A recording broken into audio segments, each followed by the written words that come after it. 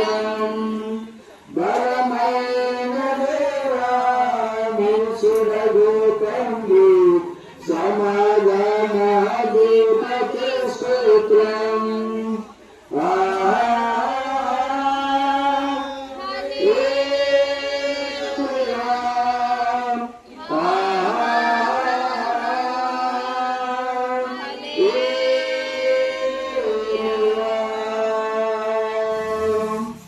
రాత్రికాల సమయంలో సహోదరులు సీనియర్ కుటుంబాన్ని జ్ఞాపకం చేసిన వారికి ఇచ్చినటువంటి రక్త సంబంధులు కొరకు కుటుంబాల కొరకు గత సంవత్సరము నిద్రించినటువంటి మరి అప్పయ్యమ్మ గారు ఆత్మ కొరకు జ్ఞాపకం చేసుకోవడానికి ఈ కార్యాన్ని చేయడానికి ముందుకు వచ్చిన కుటుంబాన్ని బలపరచాలని మాటల ద్వారా వాదాల గురించి నడిపించాలని ప్రార్థన చేసుకుందాం.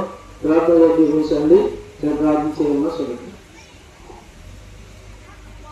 ఆలోచన కట్టబలవంతులైన దేవానికి సమాధానకర్తమైన దేవానికి పొందినాలయ్యా. గడిచిన దినములంతా సజ్జమైన రెక్కల సాక్షి భద్రపరిచిన దేవానికి పొందినాలయ్యా. పాపముల మీద మమ్మల్ని ప్రేమించి మా పాపముల కొరకు కలుగురు శిలువలోని ప్రాణాన్ని అర్పించిన దేవుడు తండ్రి ప్రభా.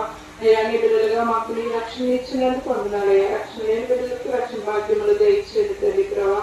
ఈ రాత్రికాల సమయంలో తండ్రి శ్రీ గారు గృహం వద్ద ఏర్పాటు చేసుకున్న తండ్రి ప్రభా.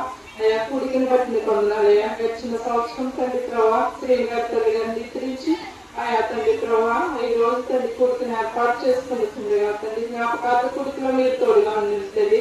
నిద్రించిన ఆత్మ జ్ఞాపకం చేసుకుని నీతి మంత్రులు జ్ఞాపకం చేసుకుంటే ఆశీర్వాదకరమన్నావు తండ్రి ప్రభా. తెలుగారి ఆత్మకు శాంతిని కలిగింపచేయండి తండ్రి ప్రభా. తెలుగారు పొందుకున్న రక్షణ తండ్రి ప్రభా. ఇంకా బిడ్డలు ఎవరైతే రక్షణ పొందుకోలేకున్నారో తండ్రి వారు కూడా నీవే నిజ రక్షకులని విశ్వసించి తండ్రి ప్రభా. ఆయా నీ బిడ్డలుగా తండ్రి ప్రభా ఆయా మారే దయచేయండి తండ్రి ప్రభా. శ్రీని గారిని వారికి ఇచ్చిన అక్క చెల్లెల కుటుంబాన్ని తమ్ముడి కుటుంబాన్ని దీవించింది తండ్రి ప్రభా. ఆయా కుటుంబాలు తండ్రి ప్రభా ఆశీర్వదించింది తండ్రి ప్రభా. చేపటి పట్లలో తోడుగా ఉండండి తండ్రి ప్రభా. అయా తండ్రి ప్రభా రాత్రికాల శ్రమంలో తండ్రి ప్రభా తల్లి గారి ఆత్మకు శాంతిని కలిగింపచేయండి దేవా. ఆమె తండ్రి ప్రభా భూమి మీద జీవించినంతసేపు ఎంతో ప్రయాసముతో భారముతో పిల్లలు పెంచినప్పటికీ నీ తండ్రి ప్రభా వృద్ధాప్య సమయంలో తండ్రి ప్రభా ఎంతో బలహీనంగా ఉన్నప్పుడు తండ్రి ప్రభా అయా బిడ్డలు ఆదరించి ఎంతో ప్రేమతో ఆదరించారయ్యా తండ్రి ప్రభా. వారిని బట్టి తండ్రి బిడ్డలను బట్టి నీకు వేలాది స్తుతులు స్తోత్రాలు చెల్లించుకున్నామయ్యా తండ్రి ప్రభా. అయా తల్లి తల్లిని తండ్రి ప్రభా సన్మానించమంటున్నావు తండ్రి ప్రభా. అయా బిడ్డలైతే తండ్రి ప్రభా తల్లిదండ్రుల పట్ల ఎంతో ప్రేమ కలిగి తండ్రి ప్రభా చూసినప్పటికీ తండ్రి ప్రభా ఆ బిడ్డలైతే తండ్రి ప్రభా వారి తల్లిని ఎలా అయితే ఆదరించాలో తండ్రి వారి బిడ్డలు కూడా వారిని ఆదరించేటట్లు తండ్రి ప్రభా వారి కుటుంబాన్ని దీవించి ఆశీర్వదించండి తండ్రి ప్రభా. ఇదిగో దేవా ఇంతవరకు పాటలు వస్తుందో మా మధ్య నిండిన దేవాన్ని పొందినాలయ్యా తండ్రి ప్రభా. ఇప్పుడైతే తండ్రి ప్రభా వాటి సమయానికి వచ్చానయ్యా తండ్రి ప్రభా. వాక్యం చెప్పుచుండగా తండ్రి ప్రభా సేవకులో మీరు రండి తండ్రి ప్రభా. అయా సంఘానికి నీ తండ్రి గృహస్థులకు తండ్రి ప్రభా మైకి స్వరం గారు ఎవరైతే నిలుచున్నారో తండ్రి నిలుచున్న వారందరికీ తండ్రి ప్రభా అయా ఏ వాక్యం అయితే సిద్ధపరచావో తండ్రి ప్రభా మాతో మాట్లాడండి దేవా. అయ్యా తండ్రి ప్రభా ఇదిగో ఈ సమయంలో తండ్రి ప్రభా ఎవరైతే బలహీనంగా రోగులుగా ఉన్నారో తండ్రి ప్రభా వాళ్ళు బలపరిచి ప్రతి ఒక్క రోగిని ముట్టి స్వస్థపరచమని తండ్రి ప్రభా. అలాగే వాతావరణం తండ్రి ఎంతో వేడులుగా ఉంది తండ్రి ప్రభా. వేడులు కట్టుకునే శక్తిని అందరికీ దయచేయమని తండ్రి ప్రభా. అయ్యా వాటిని నిలుచుండగా తండ్రి ప్రభా విని గ్రహించుకునే జ్ఞానం అందరికీ దయచేయమని సమస్తము నిశ్చిత ప్రకారం జరిగించమని చిన్న ప్రార్థన కొద్ది ప్రార్థన ప్రార్థన ప్రతిఫలం దయచేయమని ఎవరైతే శ్రేస్తున్నామని అడిగి వేడుకుంటున్నాం తండ్రి. 4వ అధ్యాయము 13వ వచనము నుండి 18వ వచనం వరకు చదవండి. ఇవాళ గృహస్థులు సాక్ష్యం చెప్పడానికి సిద్ధంగా ఉండడము. సహోదరులారా నిరీక్షణ లేని ఇతరుల వలె మీరు దుఃఖపడకుండా నిమిత్తం నిద్రించుచున్న వారిని గురించి మీకు తెలియకుండా నాకు ఇష్టము లేదు. యేసు మృతి పొంది తిరిగి లేచినని మనము నమ్మిన ఎడల అదే ప్రకారం యేసు నందు నిద్రించిన వారిని దేవుడు ఆయనతో కూడా వెంట పెట్టుకుని వచ్చాము. మేము ప్రభు మాటను బట్టి మీతో చెప్పినదేమనగా ప్రభు రాకడ వరకు సజీవులమై నిలిచి ఉండి మనము నిద్రించిన వారి కంటే ముందుగా ఆయన సన్నిధిని చేరము. ఆర్భాటముతోను ప్రధాన దూత శబ్దముతోను దేవుని బోరతోను పరలోకము నుండి ప్రభు దిగవచ్చును. క్రీస్తునందుండి మృతులైన వారు మొదటి లేతురు. ఆ మీదట సజీవులమై నిలిచి ఉండి మనము వారితో కూడా ఏకముగా ప్రభువును ఎదుర్కొనుటకు ఆకాశ మండలములకు మేఘముల మీద కొనిపోబడుదుము. కాగా మనము సదాకాలము ప్రభుతో కూడా ఉందుము. కాబట్టి మీరు ఈ మాటల చేత ఒకరినొకడు ఆదరించుకొనుడి. స్తోత్రం చెప్పుకోవండి. హల్లెలూయా. సాక్ష్యం తెలియజేయడం మరి కుటుంబ సభ్యులు ఎవరొకరు వచ్చి సాక్ష్యం తెలియజేయండి. తెలియజేయము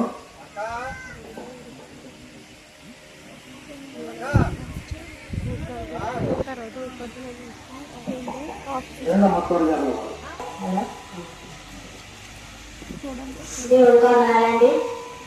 పంచగారికి పెద్ద పంచగారికి వందనాలండి. వచ్చిన సహోదరులందరికీ నా వందనాలండి. మరి మా అమ్మ అయితే మరి ఆడిందండి. మరి అప్పుడు అయితే మా తమ్ముడు లేదండి. మా తమ్ముడు లేకపోతే నాకు ఫోన్ చేశాడండి. మా నాన్న ఫోన్ చేస్తూ వచ్చానండి.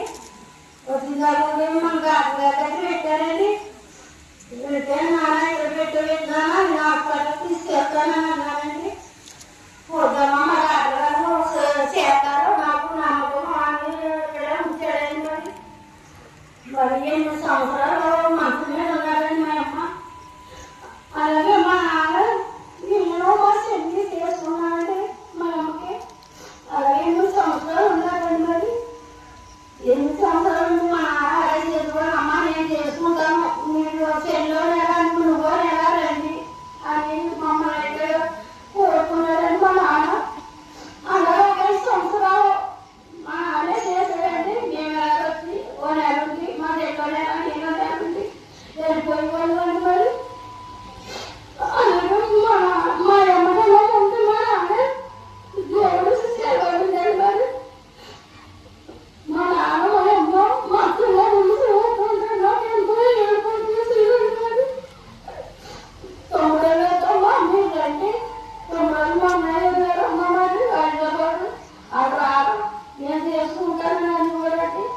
అలాగే మా చెల్లి మా చెల్లి నెల నేను నెల ఉంది చేసేది వాళ్ళు ఒక 5 సంవత్సరాలు అయితే బాగా ఉన్నారండి. మరి 5 సంవత్సరాలు దేవుడు సెలవులైపోయినాడు. మా అమ్మ చనిపోతాడు అనుకోలేదండి. మా అమ్మ చనిపోతాడు అనుకోలేదండి నేను. మరి మా దేవుడు సెలవు మమ్మల్ని వెళ్ళిపోవడానికి మా దేవుడు దగ్గరికి చేరిపోవడం.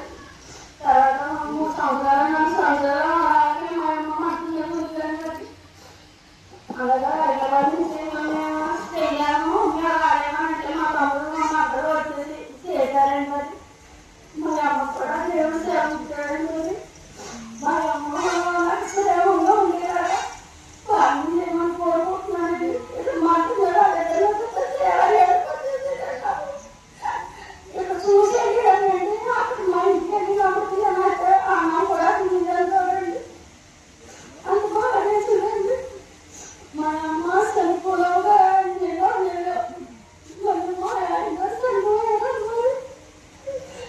మరి నాకు దేవుడు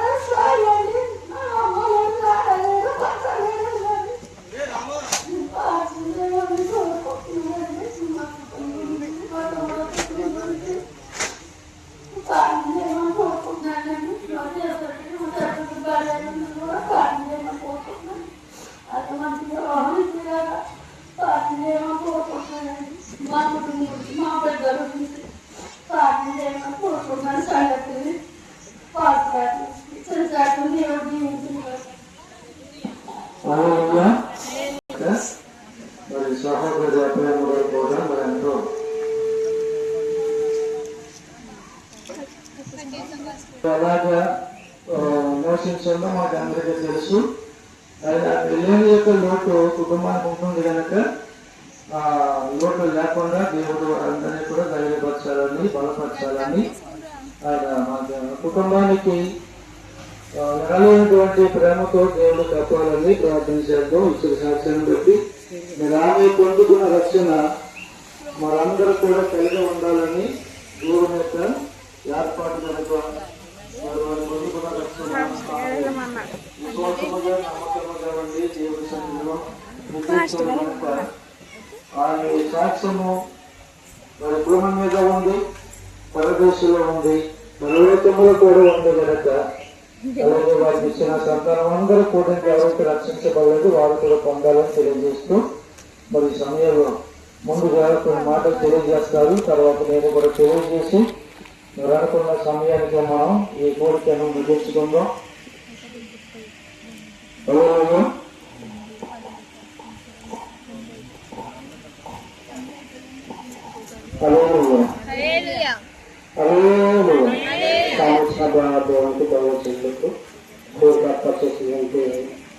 కుటుంబానికి అందరికీ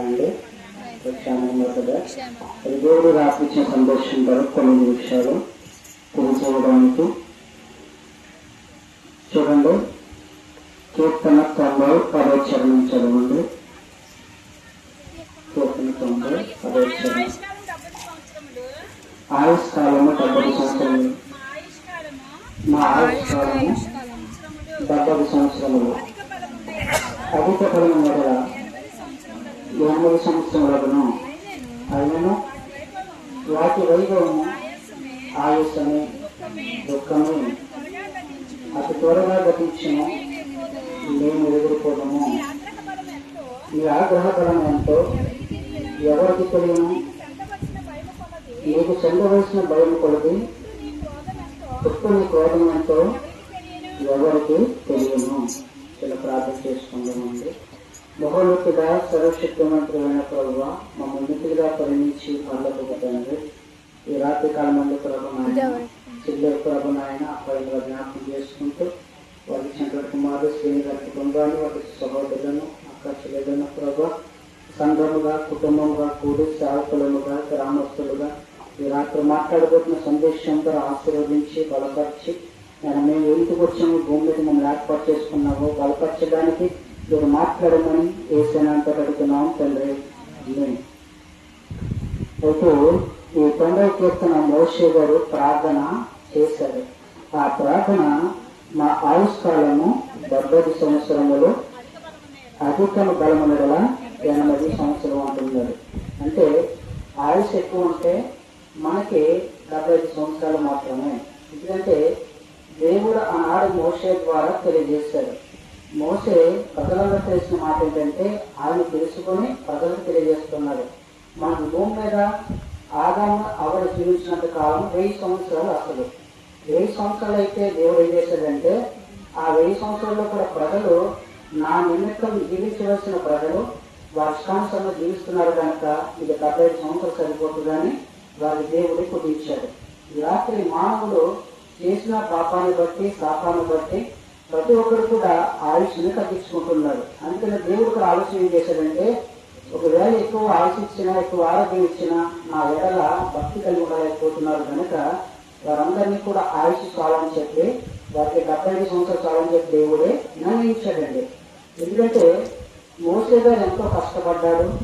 దేవుని ప్రజలు ఉండవలసిన వారందరూ కూడా ఆయన నివాస స్థలం చేరాలని కోరుకున్న దేవుడుగా ఈ రాత్రి ఉన్నాడండి.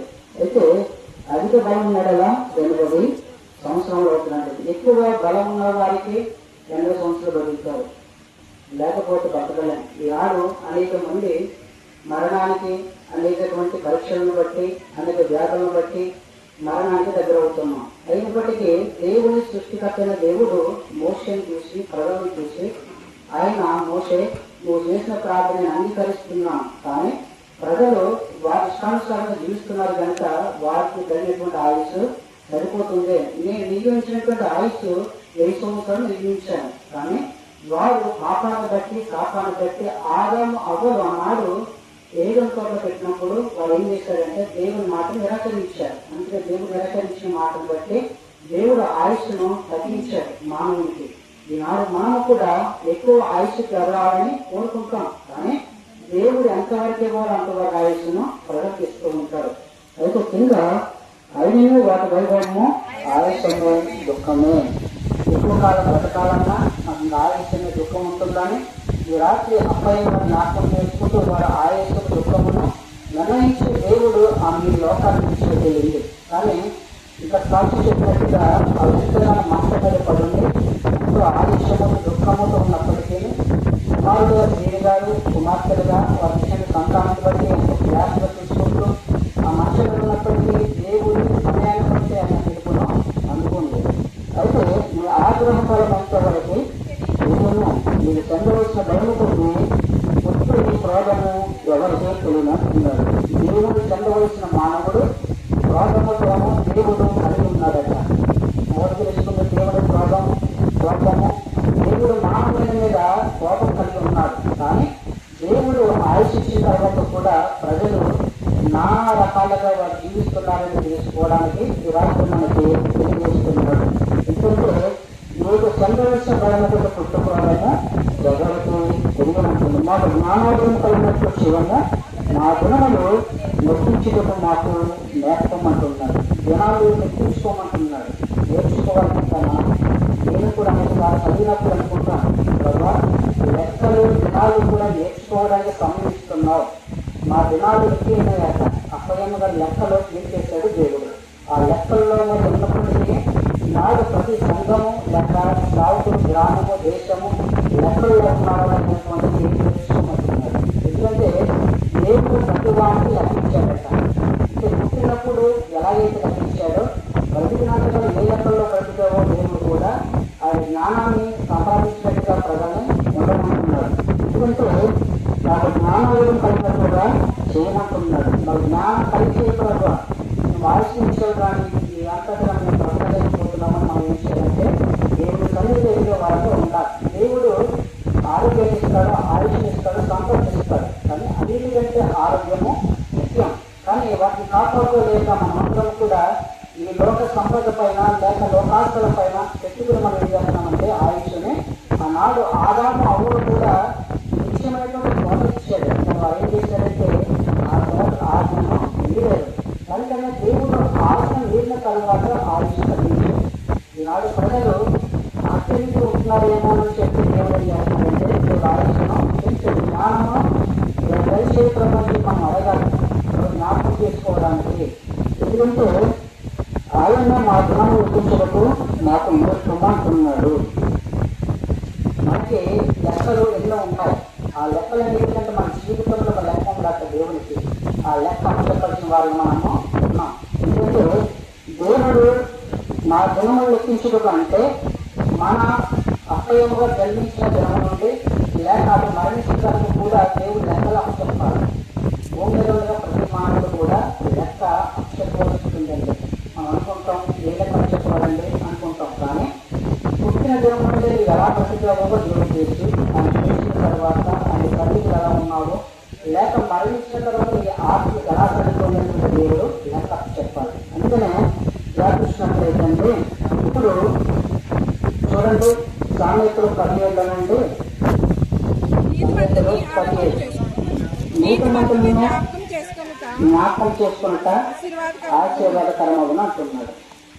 ఎందుకంటే నీతిమంతులను జ్ఞాపకం చేసుకున్నట ఆశీర్వాదకరం అంటున్నాడండి. మనం నీతిమంతులుగా ఈ భూమి మీద జీవించిన ప్రతి ఒక్కరం కూడా దేవుని బిడ్డలుగా మనందరూ కూడా జ్ఞాపకం చేసుకోవాలి. ఇది ఎక్కువ తెలియజేసినట్టు మాటే, కానీ సంవత్సరానికి ఒకసారి అయితే మనము జ్ఞాపకం చేసుకునే వారముగా ఉండాలి.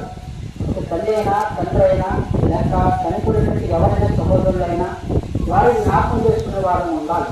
ఎందుకంటే నీతి మంది జ్ఞాపకం చేసుకుని ఏమవుతుందంటే ఆశ్చర్యం వస్తుంది. ఈ రాష్ట్ర సంఘముగా సేవకులుగా కుటుంబముగా వారు కూడి దేవుని కార్యాన్ని ఏర్పాటు చేశారని ఆశీర్వాదం. ఎందుకంటే వారు రావాల్సిన దేవుని ఇస్తారు. ఆశీర్వదించిన దానికంటే వారు ఉద్యోగంలో ప్రవేశపడినా ఒక ఒంటరిగా తల్లి కోసం ఎంత పోరాడారో మనమందరికీ తెలుసు. కానీ దేవుని నీతి మంతులుగా జ్ఞాపకం చేసుకున్న వాళ్ళు మనము ఉండాలి. జ్ఞాపకం చేసుకోవడం ద్వారా చూడండి ఆదికాండం 1:26 చూసినట్లయితే ఆదికాండం 1:26 దేవుడు మన స్వరూపమందు మన పోలిక చెప్పున నరులను చేయదము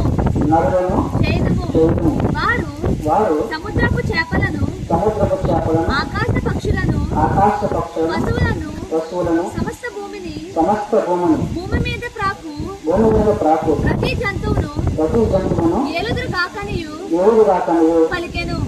చాలండి. అయితే దేవుడు యొక్క ఆనాడు ఆదాము కూడా సృష్టించాడు. అంటే మానవుని ఆయన స్వరూపంలో సృష్టించాడట. అయితే ఇది సందేశం ఏంటంటే మనస్సాక్షిని సరి చేసుకో. ఎటువంటి మనస్సాక్షి కలిగి జీవించాలి మనము చూసినట్లయితే ఆదాములోనే మంచిగా బ్రతకడానికైనా జీవాన్ని ఇచ్చాడండి. అంటే మంచి మనస్సాక్షి బ్రతకమని రాష్ట్రం మనకి ఇస్తున్నాడండి. మొదటిగా ఎటువంటి వారిని కోరుకుంటారంటే దేవుడు మంచి మనస్సాక్షి కలిగిన వారిని కోరుకుంటాడు. ఎటువంటి మనస్సాక్షి అంటే మొదటిగా ఎటువంటి కష్టాలు ఉన్న దేవుడు మంచి మనస్సాక్షి కావాలి. అంటే లోపల ఒప్పించాలు ఏమి లేకుండా కలహాలు లేకుండా దేవుడు జీవించమంటున్నాడు. అంటే ఆయన స్వరూపంలో ఆనాడు ఆదాము అవ్వను కూడా నిర్మించుకున్నాడు. మానవ మీద ఈ సిద్ధాంతం చేసిన తర్వాత మానవ నిర్మాణం చేసిన తర్వాత ఆయన సృజించాడు కనుక ఆయన మంచిగానే నిర్మాణం చేశాడు. ఇది మానవునికి తెలుసుకోవాల్సింది ఏంటంటే మంచి మనస్సాక్షి కలిగి ఉండాలట. మొదటిగా ఏముండాలంటే మంచి మనస్సాక్షి. అయితే ఒక పిల్లవాడు ఒక తల్లి ముందు తోముకుంటున్నాడండి. ఏం తోముకుంటుందో ఉండదు.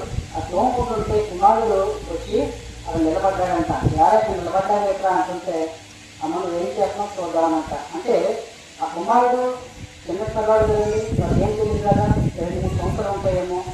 ఎందుకంటే ఆ కుమారుడు వస్త్రాలు ఏమీ లేవంటే వస్త్రాలు ఏమీ లేవు కుమారుడికి. కానీ పెళ్ళి అంటుందో రే ఇక్కడ నిలబడ్డాడంట. పాస్టర్ సమయంలో వస్తున్నారట. పాస్టర్ గారు చూస్తున్నారట. సరే బాబు మీరు పాస్టర్ గారు వస్తున్నారు, మీరు ఇక్కడ నిలబడ్డా బాబు బట్ట లేకుండా లోపలికి వెళ్ళరా అని చెప్పిందట. అంటుంటే కుమారుడు అన్న లేకమ్మా అంటుంటే పాస్టర్ గారు వచ్చారా ఏదో తీసుకురారా లోపలికి వెళ్ళని చెప్పన్నారట. ఇది ఏమనుకున్నాడంటే లోపలికి ఏదో తీసుకురామా కదని చెప్పి ఎలా ఉన్నావు కదా లోపలికి ఎప్పుడు వేసి వచ్చాడు. వాడికి ఎప్పుడు వేసి వచ్చినాడు. ఏంటో నువ్వు ఏదో తీసుకురామని ఏదో చూస్తామంటే అమ్మ నువ్వు ఏదో వస్తే తీసుకురామన్నా కూడా ఏదో ఒకటి వేసి వచ్చాను అన్నదంట. ఎలా వెళ్ళాడో లోపలికి ఎలా వచ్చాడు. అయితే మానవుని సృష్టించింది ఏంటంటే భూమి మీద ఎలా వచ్చావు అలాగే రమ్మన్నాడు దేవుడు. ఎందుకంటే మనల్ని ఇది అర్థం చేసుకోవడానికి ఉదాహరణ ఏంటంటే ఆ కుమారుడు ఎప్పుడైతే వేసి వచ్చాడో పాస్టర్ చూసాడు అన్నట్టు ఏంట్రా ఏది వస్తాలేదంటే ఏం లేదంటే మా అమ్మ ఏదో తీసుకురామని వచ్చానన్నాడట. పాస్టర్ నవ్వుకున్నాడట. వెళ్ళవడు బాబు అంటే అర్థం చేసుకోవాల్సింది ఏంటంటే ఆ కుమారుడికి ఏమి కూడా తెలియదు. పెద్దవాళ్ళు చేసి చిన్నవాళ్ళు చేస్తున్నది తెలియదు. కనుక మానవుడు ఎలా అయితే వచ్చాడో భూమి యొక్క ఉదాహరణ తెలియజేయడానికి అలాగే మనం ఈ భూమిని విడిచిపెట్టిన తర్వాత మానవుడు మంచి మనస్సాక్షి కలిగి ఆ పొరల్లో మంచి మనస్సాక్షి ఉంది. కలహం లేదు, ద్వేషం లేదు, ఎందుకంటే తల్లి తిట్టాలని ఆపలేదు. కానీ ఇవన్నీ కలిగే కుమారుడు ఉన్నారన్నమాట అండి. అంటే ఆయన ఎంతగానో మనం ఎంత సృష్టించాలంటే ఆయన సృష్టించిన విధానం బట్టి ఏమన్నాడంటే రాత్రి వర్తమానం మారితే మంచి మనస్సాక్షి కలిగి నా దగ్గరికి రండి, నేను నిర్మించాను మానవులుగా ఆ నిర్మాణం గురించి అర్థం చేసుకోండి. భూమి మీద పక్షులు ఇవన్నీ ప్రాపడానికి ఇవన్నీ ఇచ్చాను కనుక వాటన్నిటిని కూడా ఏలడానికి ఆయన ఇచ్చి ఉన్నాడు. ఎందుకంటే 26వ వచనంలో దేవుడు మన స్వరూపమందు మన పోలికే చెప్పున నరులను చేయదము వారు సముద్రపు చేపలను ఆకాశ పక్షులను పశువులను సమస్త భూమిని భూమి మీద ప్రాకు ప్రతి జంతువును ఏలుదురు కాకనియు పలికెను అంటున్నాడు. అంటే భూమి మీద ఉన్న ప్రతి జంతువులు కూడా ఆయన ఇచ్చాడు కనుక మీరు ఎలాంటి భూమిని అని చెప్పి ఆయన ఆదాము అవన్నీ సృజించాడు. మానవుని నిర్మాణం చేశాడు. భూమిలో అన్నీ ఉన్నాయండి. దేవుడు ఏమన్నాడంటే మంచి మనస్సాక్షి కలిగిన వారే కావాలి భూమి మీద. ఎందుకంటే ప్రసంగి 7:29 చూసినట్లయితే 7:29 ఇది ఒకటి మాత్రం నేను కనుగొంటిని, ఏమనగా దేవుడు నరులను యథార్థముగా పుట్టించిన గాని వారు వివిధమైన వస్త్రములు కల్పించుకొని ఉన్నారు అంటున్నాడు. ఎందుకంటే దేవుడు ప్రసంగి ద్వారా తెలిసిన మాట ఏంటంటే మానవుని యొక్క ఆయన యథార్థవంతులుగా పుట్టించాడట. ఎందుకంటే యథార్థమైన మొదటిదేమో మంచి మనస్సాక్షి కలిగి ఉండాలి. 1:26 ఈ ప్రసంగి 7:9 యథార్థ మనస్సాక్షి కలిగిన వారంగా మనం ఉండాలని కోరుకుంటున్నాడు. ఈ రాత్రి యథార్థమైన మనస్సు కలిగిన వారే ఆయన పరలోక రాజ్యానికి వారసులు అంటున్నాడు. ఎందుకంటే యథార్థంగా జీవించిన మనందరము కూడా మన కుటుంబం కాక లేదా సంఘము శ్రీగారి కుటుంబం కానీ అనుకున్న అప్పయ్య గారు కానీ ఏ మనసాక్షి కలిగి జీవించారో భూమి మీద అది దేవుడు ఎదుట వారిని దేవుడు తీసేవారుగా ఉన్నాడండి. ఎందుకంటే ఏమన్నాడంటే నేను ఒకటి మాత్రం నేను కనుగొంటుని ఏమనగా 7 నెలలను యథార్థం ముట్టించాను కానీ వారి వివిధమైన ప్రాంతాలను కల్పించుకుంటున్నారట. అంటే అదొక రకాలుగా వారు ఏం చేస్తున్నారంటే తంత్రాలు జరిపించుకుంటున్నారు. చూడండి, స్కూల్కి వెళ్ళారనుకోండి, పిల్లలు ఆ స్కూల్కి వెళ్ళిన తర్వాత ఒకవేళ అయితే వెళ్ళి వస్తాడో రాకుండా ఉండిపోతాడండి. అంటే తిరిగి ఎలాగైతే వస్తాడో యథార్థంగా వెళ్ళి యథార్థంగా తిరిగి వస్తాడు. దేవుడు కూడా ఏమన్నాడంటే నేను యథార్థంగా పుట్టించాడు కనుక యథార్థంగా కుమారుడు వచ్చాడు కనుక అలాగే మీరు మరో మంచి మనస్సాక్షి కలిగి యథార్థమైన వారు నేను పుట్టించాను కనుక ఆనాడు ప్రజల్ని ప్రసంగి తెలుసుకున్న మాట ఏంటంటే నేను ఒకటి కనుగొంటున్నాడు. వాటిలో కనుగొన్న తర్వాత వారిని దేవుడు యథార్థవంతుల మానవుని పుట్టించాడట. కానీ మానవులు ఏం చేస్తారంటే యథార్థం పుట్టించారు కానీ వారికి తంత్రాలు తెచ్చుకుంటున్నారట. ఎందుకంటే మానవుడు తంత్రాలు తెచ్చుకునే వారు ఉన్నారు.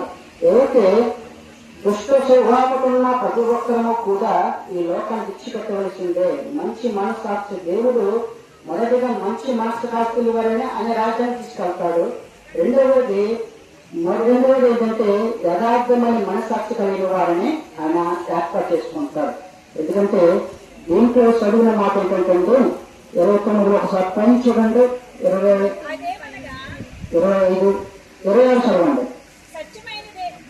26 మరణము కంటే వ్యక్తిగతము కలిగించున్నది ఒకటి నాకు కనబడను, అది వలవంతుది. ఉరువంతు మనసును బంధములంతు చేతులను కలిగిన స్త్రీ దేవుని దృష్టికి మంచివారైన వారు దాన్ని తప్పించుడు గాని పాపాత్ములు దాని వలన పట్టబడుదురు అంటున్నాడు. ఎందుకంటే మనస్సులో బంధములు వంటి వారుగా ఆనాడు స్త్రీని చూశారట. ఈ ప్రసంగి బంధకాలు ఉన్న వారందరూ కూడా ఉండిపోయారట. అంటే దేవుడిని యథార్థంగా పుట్టించి యథార్థంగా జీవించండి భూమి మీద పంపిస్తే మానవుడు ఏం చేస్తారంటే రకరకాల ఆలోచనలు పెట్టుకుని పాడైపోతున్నాడట. అందుకని దేవునికి ఆయన యథార్థవంతులుగా కావాలని కోరుకుంటున్నాడు. ఎందుకంటే యథార్థమైనటువంటి జీవితం కలిగితే మనల్ని ఆయన రక్తము ద్వారా మనల్ని కలుగుతాడటండి. ఎందుకంటే మనసాక్షి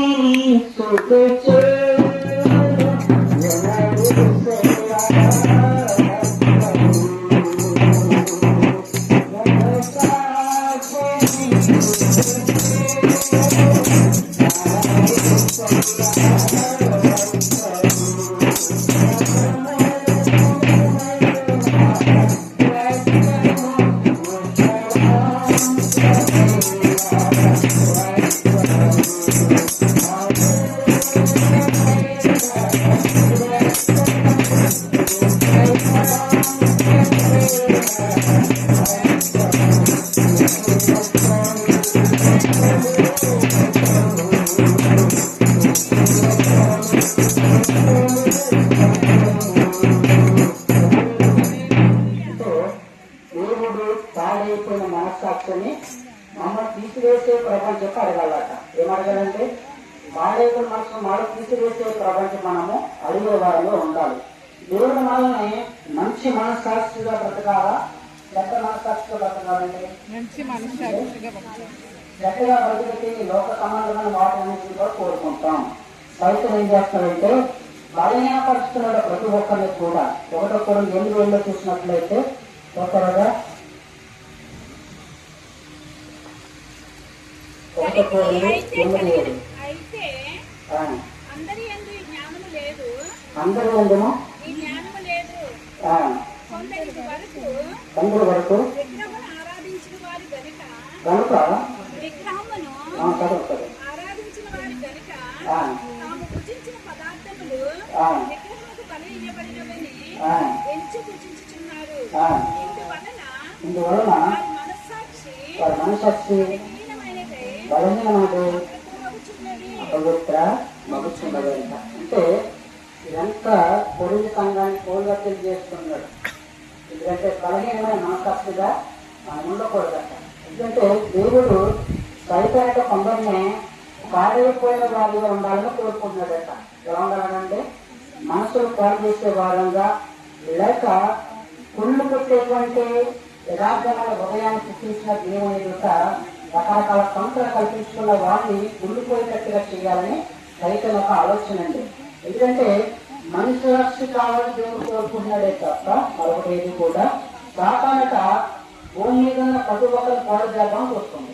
ఏమనండి, భూమి మీద ఆయన సృష్టించినటువంటి మానవుని పాడు చేద్దామని ఒక కంకణం పెట్టుకుందట. అంటే మనిషి సాక్షి బ్రతకవలసిన వాడు చెడ్డ సాక్షిగా మార్చేయాలని, సాక్ష్యం లేకుండా కాపాడకుండా ఉండాలని సైతం ఒక లక్షణం. అయితే ప్రతి ఒక్కరిని కూడా నరకానికి తీసుకువెళ్ళాలని ఆశపడుతున్నాడు సైతం.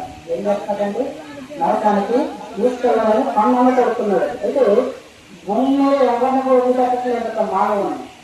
ఎవరు ఆయన వేస్తున్నాడట. ఎందుకంటే ఆ గణనైతే ఎటేసి 6, 12, 13 చూసినట్లయితే అపవాది తంత్రములను ఎదిరించేటప్పుడు శక్తిమంతులై ఉండమంటున్నాడు. ఎందుకంటే మా అపవాది తంత్రాలు ఎదిరిస్తే శక్తివంతులుగా ఉంటాం. ప్రభువా, ఈ లోకంలో నేను ఉండగా అపవాదులు లోనలను అని ఒక మాట ఇస్తే మంచి మనసాక్షి కలిగిన వాడవైతే ఆ పరలోక వారసులుగా ఉంటాం. సైతం లక్షణం ఏంటంటే మనసాక్షి పాడు చేసేదిగా ఉంటాం. మార్కు 16:10 చూసినట్లయితే త్వరగా మార్కు 16:17 నమ్మిన వారి వలన ఈ సూచక్రియలు అనబడి. అయితే చూడండి, దేవుడు మానవుని ఎదరకుండా సూచక్రాయాలు చూడకుండా, లేక అభివృద్ధికరమైన జీవితం లేకుండా అనేక అగులాలు పాడైపోయేటట్టుగా చూస్తున్నాడు సాతాను. అయితే యాకోబు 4:7 అంటారండి. యాకోబు 4:7 యాకోబు 4:7 కాబట్టి దేవునికి లోబడి ఉండి అపవాదిని ఎదిరించుడి, అప్పుడు వాడు మీ యొద్ద నుండి పారిపోవును. మనలో ఉండకుండా ఉండాలంటే అపవాదం ప్రార్థన ద్వారా ఆయన ఎదిరించాడు. ఎదిరించినప్పుడు వాడు కంట్రోల్ లేకుండా ఈ లోకంలో ఆయన చేయగలిగాడు, శక్తిమంతుడుగా ఉన్నాడు. యోహాను 10:30 చూసినట్లయితే యోహాను 10:30 30 వచ్చిన 14వ అధ్యాయం 30 వచ్చిన నీతో విస్తరించి మాట్లాడను. ఈ లోకాధికారి వచ్చిస్తున్నారు. నాతో వానికి ఏ సంబంధం లేదంటున్నారు. మీరు అపవాది తంత్రంతో ఉంటున్నారు కనుక సైతానికి నాకు ఏ సంబంధం లేదు, మీకు సైతానికి చూసుకోండి అంటున్నాడు. ఎందుకంటే మనము దేవునికి సంబంధం లేని వాటిల్లో పాల్గొల్చుకుంటే తంత్రాలు వారముగా మనం ఇంటికి వస్తాం. అందుకనే 1 యోహాను 5:9-19 చూసినట్లయితే 1 యోహాను 5:9 మనము దేవుని సంబంధులమని లోకమంతయు దుష్టునందు ఉన్నదని ఎరుగుదము అంటున్నారు. మనం ఎవరి సంబంధం అండి? దేవుని సంబంధులు ఈ లోక సంబంధంగా జీవించారు. ఎందుకంటే ప్రజలందరూ కూడా ఆ శాఖని ఏం చేస్తున్నాడంటే మోసం చేస్తున్నాడట. ఎందుకంటే అనేక తంత్రాలు కల్పించేటట్టుగా మానవుని భూమి మీద లేకుండా చేయాలని చూస్తున్నాడట. అయితే ఒక తేనెటి అనుకున్నాక ఒక పువ్వులోకి ఫ్లవర్ మీదకి ఆడినప్పుడు అది లోపలికి వెళ్ళిందట. అంటే తేనెటీగని తన పిల్లలు తీసుకొద్దామని జాగ్రత్త వెళ్ళిందట. అది ఏం చేసిందంటే ఆ పువ్వు ఎలా ఉందంటే అదంతా కూడా మాంసాహారం తినే పువ్వు అట. ఏ పువ్వు అంటే మాంసాహారం తినేది. అదంతా కూడా లోపల తిరిగినప్పటికీ ఆ పోగు ఎలా ముళ్ళతో ఎలా మూర్చుకుందట. మూర్చుకున్న తర్వాత అదంతా కూడా ఏం చేసిందంటే బయటకు వచ్చాక అనుకుందట దాంట్లో బందీ అయిపోయిందట. అంటే దాంట్లో బందీ అయిన తర్వాత అక్కడ మరణించింది. సైతం కూడా ఎలాగే ఉన్నాడు, అనేకుల్ని తీర్చేస్తున్నాడు, ప్రార్థన లేకుండా చేస్తున్నాడు, వాటి జ్ఞానం లేకుండా చేస్తున్నాడు, యథార్థంగా జీవించవలసి చేస్తున్నాడు. ప్రార్థన జీవించవలసిన చోట, యథార్థంగా జీవించవలసిన చోట మన సాక్షిని కూడా చేసేవారి కాలంలో ఉన్నాడు సైతాను. అయితే ప్రాణాన్ని అనేక మందిని ఏం చేస్తారంటే కోల్పోతున్నారట. వాటి జ్ఞానం లేక, ప్రార్థన లేక, దేవుని శక్తిని అనుభవించవలసిన అందరూ కూడా సాతాను అయితే ఏంటంటే విశ్వాసులను పాటు చేస్తారట, పెద్దలను పాటు చేస్తారట, అలాగే చిన్నపిల్లలను పాటు చేయాలని చూస్తున్నాడు. అలాగే మనసాక్షి అనేకమైన బాధల్లో ఉన్న వారిని, మరణ మార్గంలోకి ఉన్న వారిని కూడా బయటకు రాకుండా చేయాలని సరిపోయిన ఒక ఆలోచన.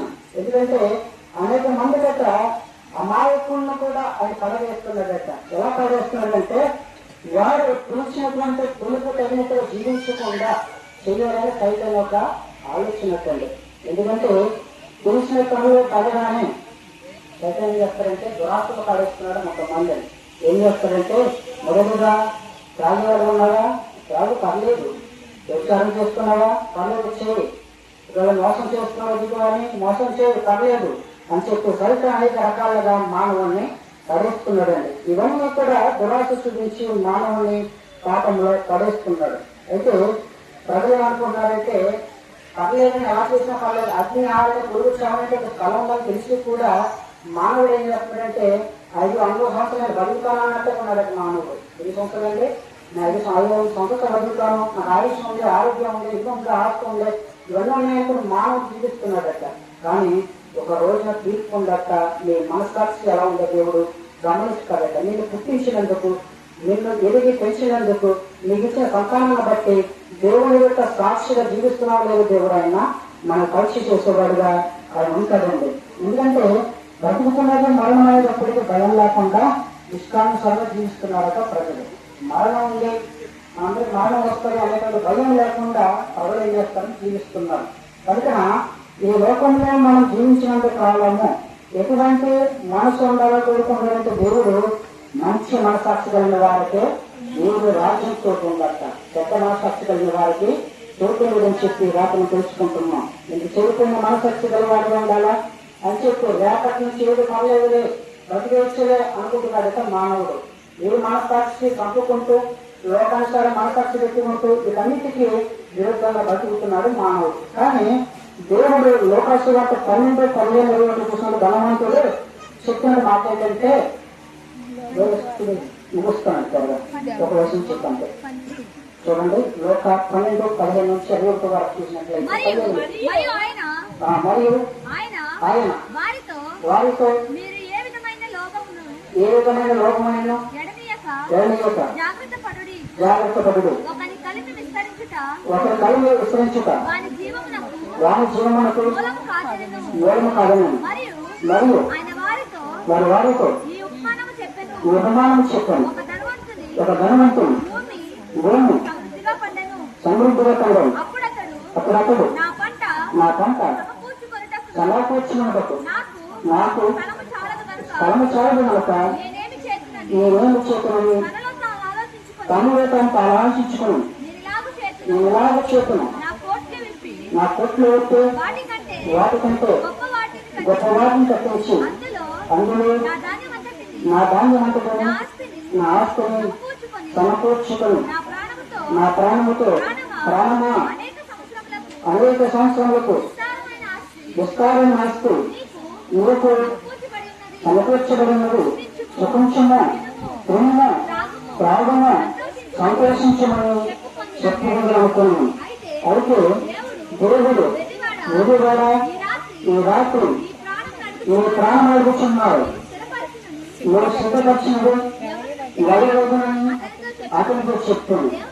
దేవుడుగా ధనవంతుడు కాక తన కొరకు సమకూర్చుకునేవాడు అలాగే నేను ఉండనని చెప్తున్నట్టున్నాడు. ఈ రాత్రి దేవుడు ప్రాణాలు అడుగుతుంది. ధనవంతుడు అనుకుంటున్నాడట కోట్ల ధాన్యం ఇదంతా సమకూర్చుకుందాం, 10 సంవత్సరాలకి అది కావాల్సినంత సంవత్సరానికి సమకూర్చి పెట్టుకుందాం సంతానం సమకూర్చుకుని అనుకుంటున్నాడంటే ధనవంతుడు. దేవుడు ఏమన్నాడంటే వెర్రివాడా, ఈ రాత్రి నీ ప్రాణం అడిగితే నీ ప్రాణం ఎవరికైనా అడుగుతున్నాడు. మిమ్మల్ని కూడా అడుగుతున్నాడు రాత్రి దేవుడు. అంత సమకూర్చుకున్నాం కానీ నీ ప్రాణము ఎవరి చేతుల్లో ఉంది జ్ఞాపకం చేసుకోమంటున్నాడు. ఎందుకంటే దేవుడు ధనవంతుడు అడుగుతున్నాడు, నువ్వు రాత్రి నీ ప్రాణం ఎవరి చేతుల్లో ఉందంటే దేవుని చేతుల్లో ఉందని జ్ఞాపకం చేసుకోమంటున్నాడు. ఎందుకంటే ఆయన ధనవంతుడు లాగా తెలుసుకోండి, ఆజ్ఞారైనటువంటి స్థలానికి వెళ్ళిపోయారు. ఎందుకంటే లాజరు మంచిగా మనసాక్షి కలిగి భూమి మీద బతికాడండి. ధనవంతుడు ఏంటంటే చెడ్డ మనసాక్షి కలిగి జీవించాడు. ధనవంతుడు ఏమో నరకానికి వెళ్ళాడు, లాజరు పేదవాడేమో ఆయన పరదేశి పరలోకానికి సిద్ధపడి మంచి మనసాక్షి కలిగిన వారిని ఆయన రాజ్యంకు వారసులు. చెడ్డ మనసాక్షి కలిగి మనకు మనమే పంటలు కల్పించుకుంటే ఫలితం ఏం చేస్తారంటే ప్రతి కుటుంబాన్ని యవనస్తులను, యవనరాలను, స్త్రీలను, పురుషులను అనే భేదం లేదు, సేవకులతో సహా పాడు చేద్దామని చెప్పేటటువంటి లోకంలో సైతం తిరుగుతున్నాడు. ఎందుకంటే ప్రతి ఒక్కరు కూడా మంచి మనస్సు వారుగా మనం ఉండాలని కోరుకుంటున్నాడండి. ఎందుకంటే కొంతమంది అట ధనముతో పాడైపోయిన వారంగా ఉన్నారట. ధనమే కావాలి, ఇంకా ధనాన్ని ఆశించాలని చెప్పి ఆశపడే వారంగా ఈ రాత్రి కొంతమంది ఉన్నారట. అయితే ఒకవేళ మంచి మనసాక్షి నాయకుడే మంచిగా మా పిల్లలు కొంతకాలంలో మంచిగా వెళ్తేవాడండి, ఇప్పుడేమో పాడైపోయాడండి అనుకుంటున్నారు. నా కుమారుడు ఎంత బాగుండేవాడండి స్టార్టింగ్ లో, ఇప్పుడు పాడైపోతున్నాడండి సమాజాన్ని బట్టి అనుకుని కలిపలేరా? ఎందుకంటే ఈ లోకంలో అంతా కూడా సైతాలు పాడైపోయిన సమాజంలో మార్చేస్తున్నారు. ఎందుకన్నా దేవుడు కోరుకున్నది ఏంటంటే మంచి మనసాక్షి కలిగిన వారే ఆయన రాజ్యానికి వాసులుగా ఉంటారట. ఎందుకంటే దేవుడు చూపించిన ప్రతి ఒక్కటి కూడా ఆయన అపోస్తుల కార్యం చివరిగా 17 చూడండి, 11 దీనికి ఏమవుతుంది 17వ అధ్యాయము 1 దీని చాలు ముగింపు 17వ అధ్యాయము అపోస్తుల కార్యము 17 30 చూడండి.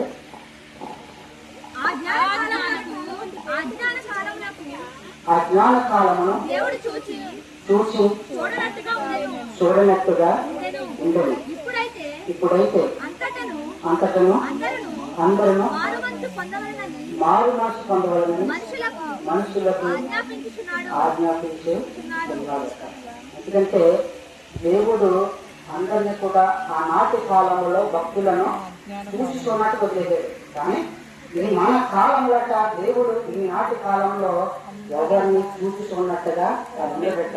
ప్రతి మనస్సాక్షి చూస్తాడట, ప్రతి హృదయాన్ని, ప్రతి కుటుంబాన్ని, ప్రతి యవనస్తులను, ప్రతి స్త్రీని, ప్రతి పురుషులను, ప్రతి ఒక్క గ్రామాల ప్రజల్ని ఆయన గమనించి ఏం చేస్తాడంటే వారు మానవ మనసు పొందేంత వరకు ఆయన ఊరుకోడట. ఎందుకంటే చాలా మంది మారు మనసు లేకుండా బ్రతుకుతున్నారని దేవుడు నాడు ప్రజలు తెలియజేస్తారు. ఆ నాటి కాలంలో ఉచ్చుకున్నాను కానీ నేను ఈ నాటి కాలంలో ఎవరిని వదిలిపెట్టను, ఏ వ్యక్తిని వదిలిపెట్టను, స్త్రీని వదిలిపెట్టను, పురుషుని వదిలిపెట్టను, రక్షణ పొందుకున్న వారిని ఎవరిని కూడా వదిలిపెట్టను, రక్షణ పొందలేని వారిని వదిలిపెట్టను. కానీ ఎవరైతే మంచి మనసాక్షి కలిగిన వదిలి వస్తారో వారందరూ కూడా ఈ నాటి కాలంలో మంచి మారు మనసు పొందాలని దేవుడు ఆచరిస్తున్నాడట. ఈ రాత్రి మారు మనసు పొందిన వారుగా మన అందరూ ఉండాలని దేవుడు కోరుకుంటున్నాడండి. ఇంకొకటి వాటిని జీవించిన తర్వాత మనస్సాక్షిని సరి చేసుకో. ఎటువంటి మనసాక్షి కలిగి జీవించాలండి? మనం మంచి మనసాక్షి కలిగి జీవించాలి. ఉదాహరణ చెప్పినటువంటి మూలవాక్యంలో అలాగే సామెతలు 17లో నీకు మనం జ్ఞాపకం చేసుకుంటాం ఆశీర్వాదకరమని ఆది కాండము 1:26 నరులను దేవుడు స్వరూపంలోకి మార్చాడట. మనం ఆయన స్వరూపంలో కనుక దేవుడు కోరుకున్న మొదటిగా ఏంటంటే మంచి మనసాక్షి కలిగి ఉండే వారంగా మనం ఉండాలని కోరుకుంటున్నాడండి. గతం ఏ రోజు తెలియజేశానో యథార్థమైన మనసాక్షి గలవారే ఆయన రాజ్యానికి వాసులుగా ఉంటారు. అలాగే వాళ్ళకు మరొకటి ఉదాహరణగా తెలియజేసేందుకు అన్ని కూడా 1 కొరింథీ 8:7 చూస్తారు. మంచి మనసాక్షి గలవారే ఆయన పరలోక రాజ్యానికి వాసులుగా ఉంటారని ఆయన తెలియజేశారండి. అలాగే దేవుడు Efesiయు 6:12 చెప్పిన మాట అపవాది శక్తులను ఎదిరించడానికి ప్రతి మానవుడు సంస్థలను మనం ఎదిరించాలని ఈ కడవ దినాల్లో కోరుకుంటున్నాడు. ప్రతి కుటుంబంలో కూడా ప్రార్థన ద్వారా తప్ప దేన్ని కూడా మనం ఎదిరించలేము. మార్పు 16:17 మనం అద్భుత కార్యాలు చూడాలని ఆశపడుతున్నాడు. ఆయన ఆశ్చర్య కార్యాలు చేయాలని మన ద్వారా ఎన్నో కార్యాలు చూపించాలని కోరుకున్న దేవుడు సరిగ్గా కార్యాలు ఆవిష్యాలను చూస్తున్నాడు. మనం అభివృద్ధి పరుచుకునే వారు ఉండాలి తప్ప అభివృద్ధి పరచలేని వారిని ఉండకూడదని దేవుని యొక్క ఆలోచన. యోహాను సువార్త 14:4 ఎదిరించేవాడు వారు ఎదిరించాలట. మనం అపవాదిని మనము ఎదిరించేవారిలో ఉండాలి. యోహాను సువార్త 14:30 మనకి సైతానికి దేవుడికి సంబంధం లేదని తెలిసేస్తారు. సైతంతో ఉంటారా దేవుడితో ఉంటారా? ఎవరైనా అడిగారు. సైతంతో ఉంటే అపవాది కంట్రోలన్నీ కూడా మీకే పాడైపోతారు. దేవుని వెతకొచ్చే వాళ్ళు ఎవరు కూడా పాడు చేయనట్టున్నాడంటే 1 యోహాను 5:19 దుష్ట లోకాన్ని జయించాలట. ఎందుకంటే మనము జయించే వారం ఉండాలి. దేవుడు కోరుకుంటున్నాడండి. లోక 12 ధనమంతా చెప్పినట్లుగా ఆయన అంత సంపూర్చుకున్నాడట. అనుకున్నాడు మాకు సంవత్సర ధనము అన్ని కూడా సమకూర్చుకున్నాను కనుక నా పిల్లలు తగినట్టుగా ఆస్తి ఉండే తినడానికి తినేమో తాగు సుఖించి మనం బ్రతికాడు. దేవుడు అన్నాడు నువ్వు రాత్రి నీ ప్రాణం అడుగుతూ ఎవరు అనుకుంటున్నావు? నువ్వు తిరుగుతున్నావు, త్రాగుతున్నావు, బ్రతుకుతున్నావు అనుకుంటున్నావు. నీ ప్రాణాన్ని రాత్రి తీసివేస్తే ఎవరు అడుగుతున్నావు అని చెప్పి ఆ భక్తులు కలిగినట్లుగా ఈ రాత్రి మనకు కూడా అడుగుతున్నాడని మనం తెలుసుకోవాలని జ్ఞాపకం చేస్తున్నానండి. ఈ కొత్త మాటల దేవుడు జీవించినగాక. ఎందుకంటే చిన్న పనులు మాత్రం పాడతాను.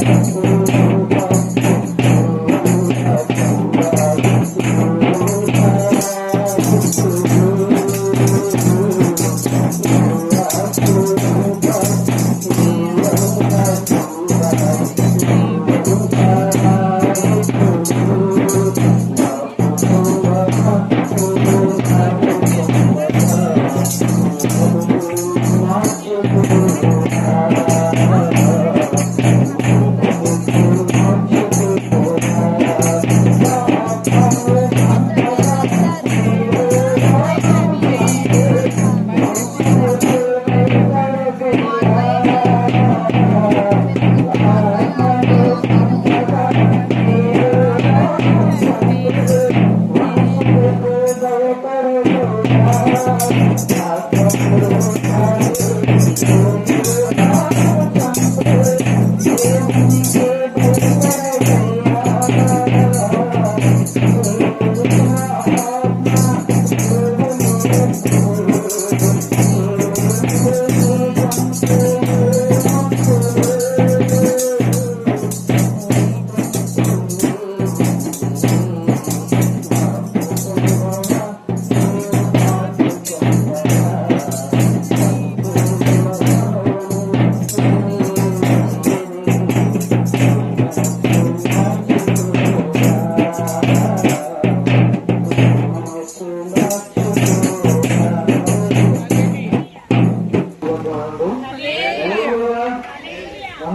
శుభ ఫలితాన్ని స్తోత్రం చెప్పినాము. సమూహంలో వచ్చినటువంటి వాక్య సందేశం అందరూ కూడా కుటుంబ నిమిత్తము దేవుడు సిద్ధపరిచిన వాక్యాన్ని చాలా జాగ్రత్తగా విన్నారు. కొంత సమయం ఉంది. ఆ సమయానికి మనం అనుకున్న సమయానికి నేను ముగిస్తాను. ఒక 10 నిమిషాలు మాత్రమే తెలియజేస్తాను. సో ప్రసంగి గ్రంథము 12వ అధ్యాయము 7-6 వచనం చదవండి. వెండి తాడు విడిపోవును, వెండి త్రాడు విడిపోవును, బంగారు గిన్నె బంగారపు గిన్నె పగిలిపోవును, పగిలిపోవును, దారి యొద్ద కుండ దారి యొద్ద కొండ పగిలిపోవును, పగిలిపోవును, బావి యొద్ద చక్రము బావి యొద్ద చక్రము పడిపోవును, పడిపోవును, మన్నైనది మన్నైనది వెనుకటి వలనే వెనుకటి వలనే మరలా భూమికి చేరును మరలా భూమికి చేరును. చేరును. ఆత్మ ఆత్మ దాన్ని దయచేసిన తాను దయచేసిన దేవుని యొద్దకు దేవుని యొద్దకు మరలా పోవును. మరలా ప్రోగము. చిన్న ప్రార్థన. మహోన్నతుడా ప్రియమ గల తండ్రి, ఎంతవరకు అనేకమైన విషయాలు నీ లేఖనాలతో తెలియజేశాం. సగబన్నతో వాక్యాన్ని బట్టి కొన్ని మాటలు కలగడానికి నీ స్వరముతో వింటున్న ప్రతి ఒక్కరికి మానవ జీవితమని గురుదేముతో తెలుసుకోవటానికి నీ సహాయముతో నేను తమను అడిగి వేడుకొనిస్తున్నాను మా పరమ తండ్రి. ప్రసంగ భక్తుల ద్వారాగా ఆయన 12 రకాల యొక్క సంపదలు సంపాదించుకున్నాడు. భూమి మీద ఉండగా గొప్ప రాజు అయినప్పటికీ కూడా చివరితో మాట చెప్పేది ఏమనంటే ఇదంతా కూడా వ్యర్థము వ్యర్థము వ్యర్థము అని చెప్తున్నాడు. అంటే మన జీవితం కూడా ఏదో ఒక రోజున, ఏదో ఒక మాసములో, ఏదో ఒక సంవత్సరములో, ఏదో ఒక దినాన్ని, ఏదో ఒక గడువులో, క్షణాల్లో, నిమిషాల్లో అది కూడా వ్యర్థమైపోతుందని చెప్పి ఈ జీవితం గురించి మాట్లాడుతూ ఉంటున్నా. చూడండి, ఈ 7వ వచనంలో చెప్పాడైనా మన్నైనది మన్నైనది వెనకటి వలనే మరలా భూమికి చేరును. భూమికి చేరిపోతుంది. ఇప్పుడు అప్పాయమ్మ గారి యొక్క శరీరాన్ని మనం ఏం చేస్తుండే భూస్థాపన సంవత్సరం క్రితమే చూసాం. దాని ఆత్మ అయితే దేవుని యొద్ద ఉంది. చెంతకు వెళ్ళండి. కానీ ఇప్పుడు మనుషులు చనిపోయిన తర్వాత ఎక్కడికి వెళతారు అని చెప్పి అడిగండి, ఎవరికీ తెలియదు.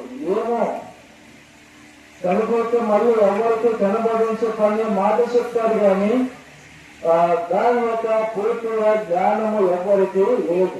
కానీ యేసుక్రీస్తు వారు మనకి ఆ జ్ఞానాన్ని వాక్యం ద్వారా తెలియజేస్తున్నారు. అంటే బైబిల్లో మాత్రమే మనకి ఈ మాట తెలియజేస్తుంది. మానవుడు చనిపోయిన తర్వాత మానవునికి తెలియదు, అదొక రహస్యం. మరణము మానవునికి ఎప్పుడు వస్తుందో తెలియదు, అదొక రహస్యం. వర్షము ఎప్పుడు వస్తుందో తెలియదు, అదొక రహస్యం. కానీ అన్ని రహస్యంగా పెట్టాడు దేవుడు. ఎందుకంటే మానవునికి అన్ని జ్ఞానాలు ఇచ్చాడు.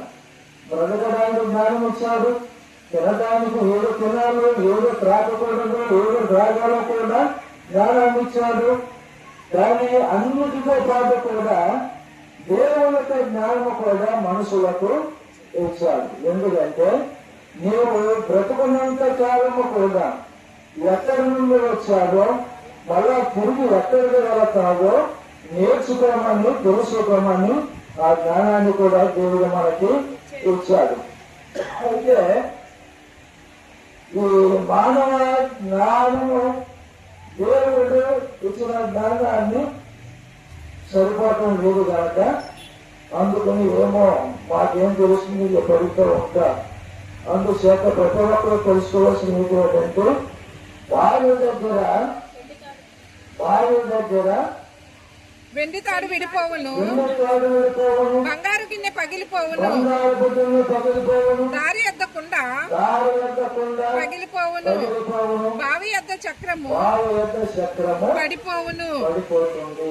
వారి యొక్క చక్రం అని దానికి అర్థం ఏంటంటే మన మానవ జీవితానికి, శరీరానికి, ఆత్మకి సంబంధమై ఉంది అని చెప్పి బ్రతుకున్న మనుషుడు సమయం అయిపోయినప్పుడు ఏదో పని చేసినా అక్కడ దేవుడు తెలుసుకుంటాడు, లేకపోతే ఇంట్లో ఉన్నా అక్కడ పిలుచుకుంటాడు, లేక ఉద్యోగం చేసుకున్నా అక్కడ పిలుచుకుంటాడు. ఏదో సమయంలో ఎక్కడో చోట ఈ భావచక్రము పడిపోతుంది అని చెప్పి ఈ దేహాన్ని చూడ కొంతమంది ప్రయాణంలో కూడా ప్రాణాలు పోతూ ఉంటాయి. కానీ ఆ ప్రాణం పోయినప్పుడు ఆ రోడ్డు మీద పడిపోయి ఉంటారు. అదే కొంతమంది గుర్తించి చాలా చూసి మళ్ళా వాళ్ళకి సురక్షితముగా అప్పచెప్పడానికి జ్ఞానం పొందుకుంటారు. అని చెప్పి భావి చక్రము దగ్గర ఎప్పుడైతే చక్రం పడిపోతుందో ఈ ఆత్మ దేహములోంచి వేరైపోతుంది. పడిపోయే దేహము మళ్ళా తిరిగి రాబోదు అని చెప్పి యేసుప్రభువు ఏం చెప్పారంటే, తాను దయచేసిన యొక్క ఆత్మ దేవుని యొద్దకు మాత్రమే చేర్చబడుతుందని దేవుడు మనకు తెలియజేస్తున్నారు. అంచేత కొంతమందికి తెలియని వారు ఉంటారు. ఆ ఆత్మ ఎక్కడికి వెళుతుందో నిజంగా ఇప్పుడు చెప్పిన వాక్యం ప్రకారముగా ఏ రాత్రి దేవుడు మనం తెలుసుకుంటే ఆ ఆత్మ ఎక్కడికి వెళుతుందో అందుచేత ప్రతి ఒక్కరు కూడా జ్ఞానులతో తెలుసుకోగలుగుతూ స్తోత్రం చెప్పారు. చూడు అదే అధ్యాయములో చెప్తున్నారు కదా, సమస్తము వ్యర్థము, ప్రసంగి సుఖసున్నాడు, సమస్తము వ్యర్థమవుతున్నాడు. ఈ భూమి మీద ఉన్నదంతా కూడా వ్యర్థమే. వ్యర్థమైనది వ్యర్థము జ్ఞాని ఉంటుంది. వ్యర్థమైపోయిన దాకా మనం బతుకుతున్నాము. వ్యర్థము దాని కొరకు యేసుక్రీస్తు మనందరినీ కూడా తెలుసుకున్నాడు. వ్యర్థము కానిది ఏంటంటే నిత్య జీవము. అది తరతరాలు కూడా ఉంటుంది కనుక ఆ 10 తరాలు ఉంటుంది, మన జీవితకాలం ఉంటుంది. యేసుక్రీస్తు వారు నిత్యము జీవిస్తున్నారు కనుక ఆయనతో మనం ఉండాలని ఆయన గత సంవత్సరంలో అప్పయ్యమ్మ గారు ఆయన సంతకు తెలుసుకుని ఉన్నారు కనుక ఇప్పుడు ఆయనతో సహవాసము కలిగి ఉన్నారు. మనం తెలుసుకోవలసిందో నేర్చుకోవాల్సింది ఏంటంటే ఒక మాట చూడండి, 14వ వచనంలో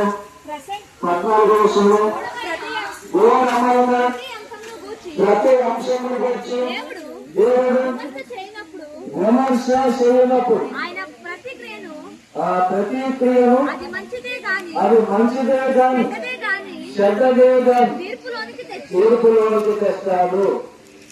అదే భూమి మీద మనం ఏం చేసినా చెల్లిపోటు నుంచి పనుకుంటాం, మనం ఎలా దిగిపోతాం.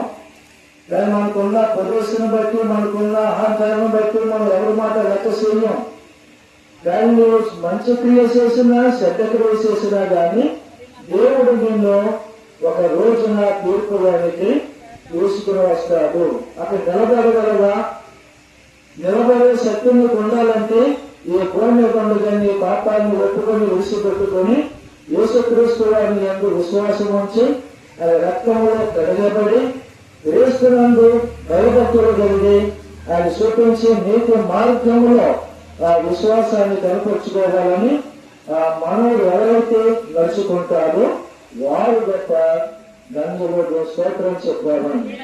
చూడండి ప్రశ్న మన యోగ గ్రంథంలో యోగ గారు అంటారు, ఆయన 16వ అధ్యాయము 22వ వచనం మాట ఉంది.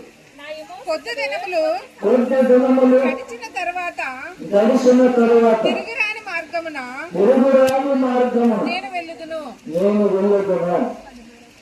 ఎక్కడికన్నాండి అయినా కొద్ది సంవత్సరములు గతించిన తర్వాత తిరిగిరాని మార్గాన్ని వెళ్ళిపోతున్నాను అని తన శిష్యులతో చెప్తున్నాడు, తన కుటుంబంతో చెప్తున్నాడు, తన యొక్క బంధువులతో చెప్తున్నాడు, సమాజంలో ఉన్న తెలిసిన వారికి అందరికీ కూడా తెలియజేస్తున్నాడు. మనం అంటే మరి ఇప్పుడు వయసును బట్టి మనం చూసుకుంటే మనకి ఇప్పుడు ఎదుర భవిష్యత్తు కొద్ది దినాలు మాత్రమే దేవుడు సిద్ధపరిచాడు.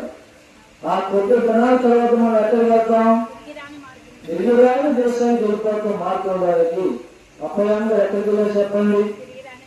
తిరిగిరాని మార్గానికి వెళ్ళిపోయి రాగానే యేసు ప్రభువు ఆయనతో పాటు తీసుకుని వస్తున్న ఆయనతో పాటు వెంట పెట్టుకుని వస్తారు. కానీ ఇప్పుడు శరీరముతో విడిచిపెట్టి వెళ్ళిపోయిందామే పునర్జన్మతో మళ్ళా తిరిగి ఆయనతో పాటు కూడా రాబోతున్నారు రాబోతున్నటువంటి ఆయనతో పాటు కూడా 1000 సంవత్సరాలు పరిపాలన చేసే భాగ్యాన్ని ఆయనతో ఉండే నిశ్చయించేవాడు పొందుకున్న యోగ్యత కలిగి ఉండాలి.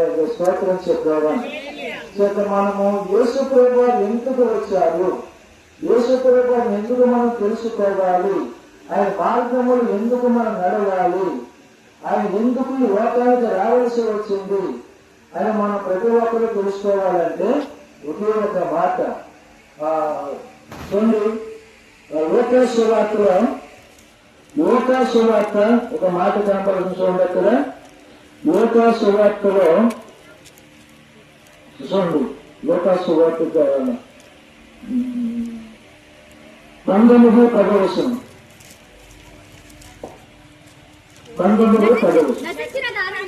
నశించిన దానిని వెదుకు రక్షించుట మనిషి కుమారుడు యేసుక్రీస్తు వారు వచ్చానని అతనితో చెప్తుంది. దేని గురించి వచ్చాడు ఆయన? నశించిన దాన్ని. ఏది నశించిపోతుంది ఇక్కడ? ఆయన ద్వారాగా నిర్మాణం చేసిన ప్రతి మనుషులు కూడా మరి నశించిపోతున్నారు. అంటే దైవ జ్ఞానము లేక, క్రీస్తునందు విశ్వాసము లేక, దేవుని ప్రేమ లేక, ఈ లోకమే నాకు శాశ్వతం అన్నట్టుగా, ఈ లోకములో నాకు ప్రేమగా ఉండాలనుకున్నట్టుగా, ఆ కుటుంబమే నాకు శాశ్వతం అన్నట్టుగా, లేక నా ఉద్యోగమే నాకు శాశ్వతం అన్నట్టుగా, లేక నా రక్తబంధువులకి సంబంధం నాకు శాశ్వతం అన్నట్టుగా మన లోకంలో ఉంటున్నాం. కానీ ఎన్ని కూడా ఏదో ఒక రోజున విడిచిపెడతాము. అంచేతంగా ఏది నశించిపోతుందంటే మనలో నిత్యజీవము లేక మన జీవితము, మన ఆత్మ నశించిపోతుంది కనుక ఆ ఆత్మ నశించిపోకుండా రక్షించడానికి నేను లోకానికి వచ్చానని చెప్తున్నా. తర్వాత ఇంకేం చెప్పాడైనా మా తోడు మార్కు సువార్త 8:36 చదవండి. మార్కు సువార్త ఒకడు సర్వలోకమును సంపాదించుకొని తన ప్రాణమును పోగొట్టుకొనుట వానికేమి ప్రయోజనం చెప్పి యేసు ప్రభువు నాడు ప్రజలకు తెలియజేస్తూ ఉన్నారు. ఎందుకంటే సమస్యలను మనం సమకూర్చుకుంటున్న మంచిది, పొలాన్ని సమకూర్చుకుంటున్నాం, పందులను సమకూర్చుకుంటున్నాం, ధనాన్ని సమకూర్చుకుంటున్నాం, విలువైన వస్తువులను సమకూర్చుకుంటున్నాం. మంచిది మనకు ఉన్నంతగా ఉండాలి కనుక వాటిని మనము కొనసాగించుకోవాలి. కానీ 7వ రోజులు అన్ని కూడా విడిచిపెడతాం కనుక మీరు సర్వలోకము సంపాదించుకొని మీ ప్రాణమును పోగొట్టుకుని వానికి ఏమి ప్రయోజనం చెప్తున్నా అంటే ప్రాణము బాణచితము మన దగ్గర ఉన్నది విడిచిపెట్టడం చిత్తము మన ఎవరిని ఆదరించాలి, నమ్ముకోవాలి. యేసుక్రీస్తు వారిని తెలుసుకొని ఆయన రక్తములో మన పాపములను కలిగి విశ్వాసముందు శాశ్వతమైన రాజ్యానికి మనం చేర్చబడాలని ఆయన ఉద్దేశం.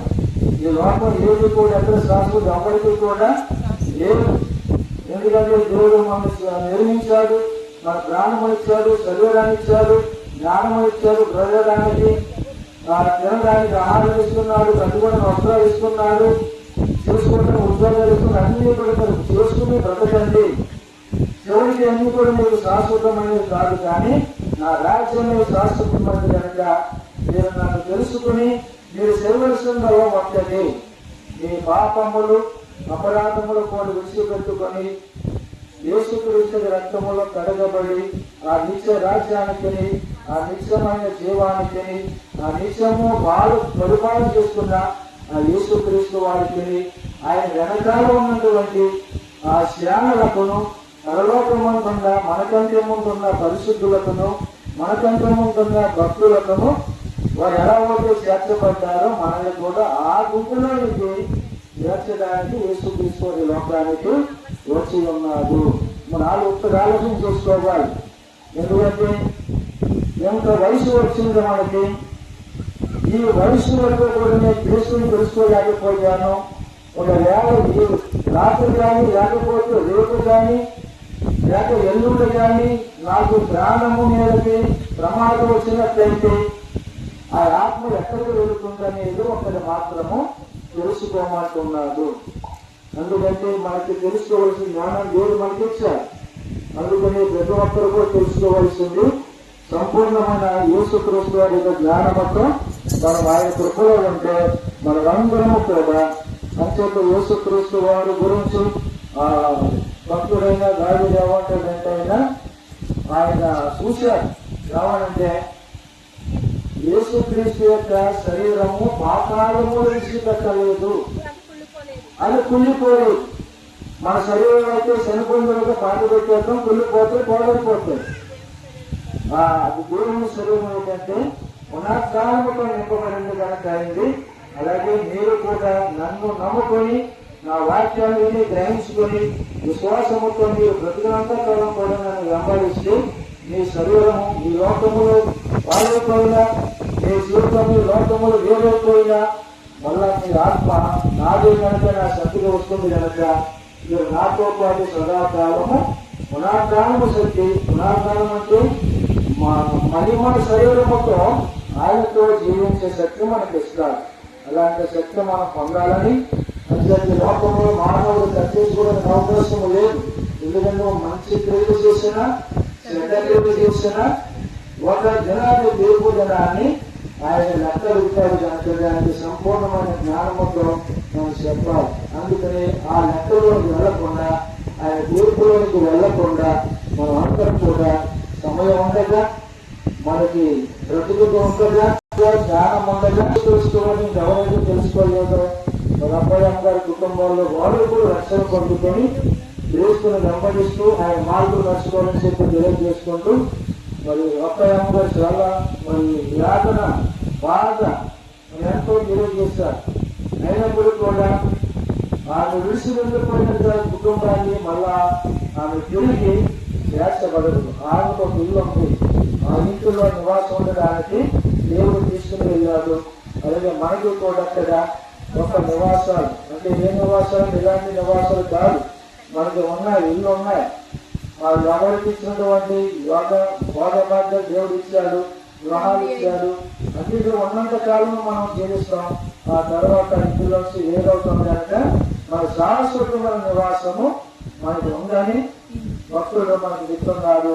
అంచేత మనము యేసుక్రీస్తు నమ్ముకుని ప్రతి ఒక్కరు కూడా క్రీస్తు మార్గం నడవాలని తెలియజేసుకుంటూ ముందున్న వాక్యాన్ని బట్టి ఈ సందేశాన్ని బట్టి ఊరికి ఏర్పాటు చేసుకున్నటువంటి శ్రీనివారి కుటుంబానికి మళ్ళీ రాత్రి ఊరికి ఏర్పాటు చేసుకుని మళ్ళీ రేపు రాత్రి వాళ్ళ ప్రయాణం కొరకు కూడా మనం అందరూ ప్రార్థన చేద్దాం. ఈ కుటుంబాన్ని మీరు ఆశీర్వదించుడు కాక అందరూ లేచి నిలబడతామండి. కాబట్టి వాక్యం ద్వారా శ్రీనివారి కుటుంబానికి గత సంవత్సరం నిర్మించినటువంటి అబ్బాయి గారి ఆత్మకు మరి మా మధ్య లేదు కనుక ఆ ఆత్మ లేకపోవటం సంఘాన్ని కూడా లోటు, కుటుంబానికి ఇంకా లోటు అయినప్పుడు కూడా మేమందరం కూడా ఒక రోజున ఆమె కలుసుకోబోతున్నాం.